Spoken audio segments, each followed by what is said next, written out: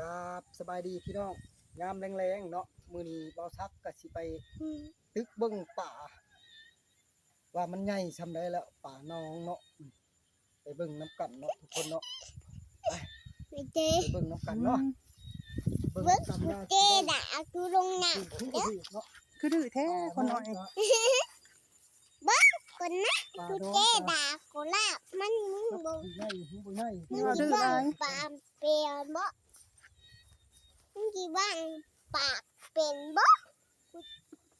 ดัน ไปทุกคนไปเบิ่งน้ำกันไปย่างก่อน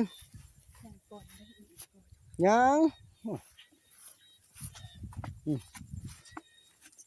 3ล้านเนาะได้ยินแต่เสียงล้านน้อยไปนำ3ล้านสิพากันไปตึกให้เบิ่งป่าน้องเนาะเลยไปเกลือป่าเนาะ เจอไปเจอเป็ด ทุ่งให้ทุ่งนาทุกคนนี่ปุ๊ยามแรงๆเนาะทุกคนเนาะเอาก็แต่มาถ่ายให้ทุกคนเบิ่งตะเว้นตกดินแล้วแหละมาลุ้นเบิ่งว่าสิได้หรือบ่เนาะมาลุ้นเบิ่งตึกแหนองเบิ่งว่าป่านี่จักใหญ่สำใดแล้วจักมันสำใดเนาะทุกคนมาลุ้นน้ำกันเนาะ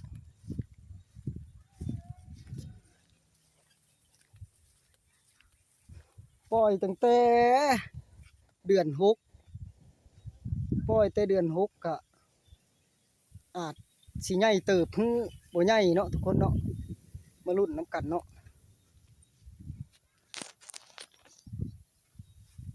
ต่อกันมาลุ้นน้ำกันเนาะทุกคนต่อกันใหญ่เติบแล้วพุ่นน่ะบ่ได้น้อยเด้อโตเลยบ่ซักเอามาเลี้ยงแต่ดนแหละโอ้ใหญ่ไว้อีหลี2หังเฮียงกันโอ้หังบักใหญ่ๆนึงโอ้หังบ่ได้น้อยเด้อทุกคนนะพุ่นบ่ซักเอามาเลี้ยงเนาะแต่ยังน้อยๆนี่2หังทุกคนเลยผู้หังหนึ่ง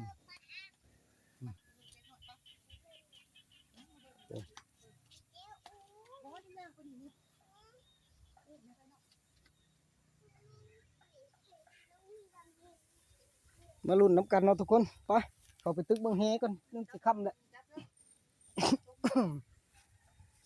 เดี๋ยวสิค่ำสิมืดแหละ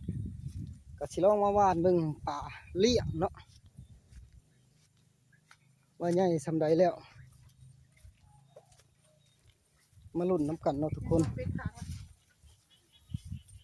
มาลุ้นเบิ่งว่าป่าเพิ่นใหญ่สำใดแล้วใช้บอลเสียวเกลือนะ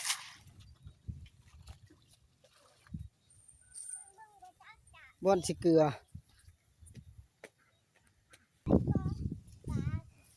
มาเบิ่งป่าเลี้ยงเพิ่นอันนี้กะบ่อนเพิ่นเลี้ยงป่าเข็งป่าคอน้อยนิสัยมาย่อมกันมันไปนั่นดิบ่ย่อเบิ่งบ่เอาก็อยากเบิ่งเนาะอยากเบิ่งว่ามันหลายหรือมันน้อยยืนอยู่หั่นแล้วนะอีน้อยน่ะยืนอยู่หั่นแล้วยันโตกยืนยันโตกอีน้อยไปแล้วจังเบิ่งยกเบิ่งดูฮะ มันบ่ทันได้ได้แล้วบ่ทันได้มีนะมีป่าให้เนาะ แต่ก็อยากเบิ่งเนาะว่าหลายส่ำใดหั้นนะว่ามีอยู่บ่แม่นขาดไปเบิดแล้วบ่ขาดไปเบิดแล้วบ่จักระวังอย่าไปเด้ออีหลอยยันตกหนองเด้อลูกเด้อ เบิ้งนะ เห็นบ่ทุกคนโอ้ป่าเลี้ยงเพิ่นนั่นนี่นะเนาะเฮ้ยบ่หลายโตปานใดเนาะทุกคนเนาะ มึงเบิ้งนะแม่เจ๊ มีป่าจนมันตายเลย เบิ่งก็จังเบิ่งลูกไปเฝ้าก่อน เบิ่งยืนถ่ายได้ร้อยเบิ่งนี่มันมาตายเลย ระวังตกหนองอย่ายับลงยับขึ้นนี่ไว้ตกหนองไดห่วยยับขึ้นแห้งยับลงนี่อีบ่าวซักก็มาฮอดน้องเลยเนาะบ่าวซักสิตึกเบิ่งเฮก่อน ว่ามันใหญ่คือหยังป่าเลี้ยง ผู้บ่อนผู้ มันบ่อนอยู่เนาะทุกคนเนาะ บ้าน จะปาก มีแต่ ป่า บ้า สิ น ไป อยู่ไหน ป่าสิไปอย่าปาก อย่าปากป่าสิ ไม่ ตื่น เจ้าอู โอ้ย มีแต่อู บ่ซัก นี่ สิเบิ่งเฮก่อน ไม่ต้องปาก ป่าสิไป มาเบิ่งมาลุ้นน้ำกันเนาะทุกคนเนาะ อืม มาลุ้นน้ำกันว่าสิถูกหรือบ่ โอ้ยกะจิตึกกับบ่ตึก เอ๊ะเชือกนี่เป็นบ่เอาโอ้ย ใช้จะได้บ่เอา เชือกนี่เป็นบ่ได้เอา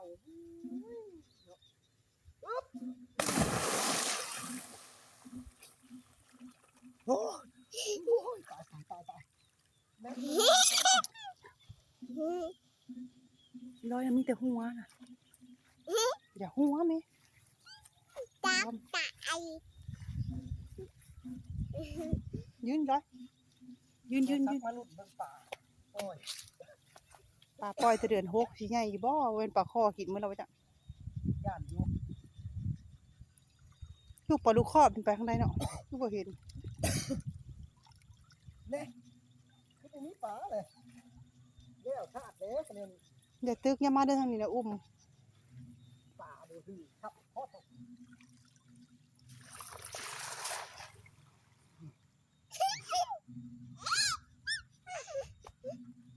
ี่นั่งน้ำนั่งน้ำนั่งน้ำ ม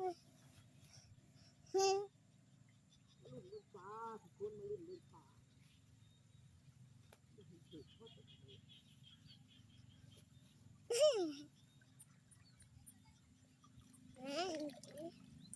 เน่เมื่อมันไปเบิดแล้วบ่ป่าไปเบิดแล้วบ่จ๊ะอันนี้นะ ดำไปยังไกลๆกันได้ มันคือสลามบ่ ฉลามได้บ่ ป่าก่อนป่าโถแล้วปักป่าโถ เลิก คุ้งดินอยู่ตีนน่ะ เจ๊ให้เบิ้งไง ป่านี่สิป่าโอ้สิสลาม เอาลูกป่ะ สิสลามโอ้เห็นป่าเขาโตกินเลย ผมมีแต่ปลาตักโต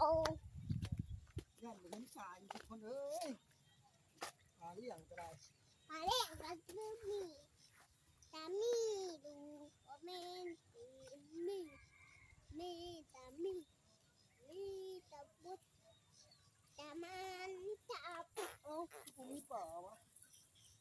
ป่านี้มีเบิดป่าเลยบ่จ๊ะ โอ้ย มีเบิดป่า ดำไม่ น้ำ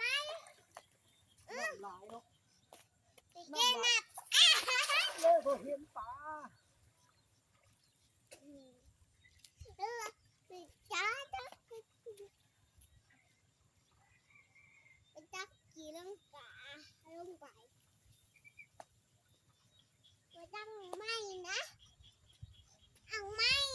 จี นี่ดังเลย มันไปใส่เนาะ ทุก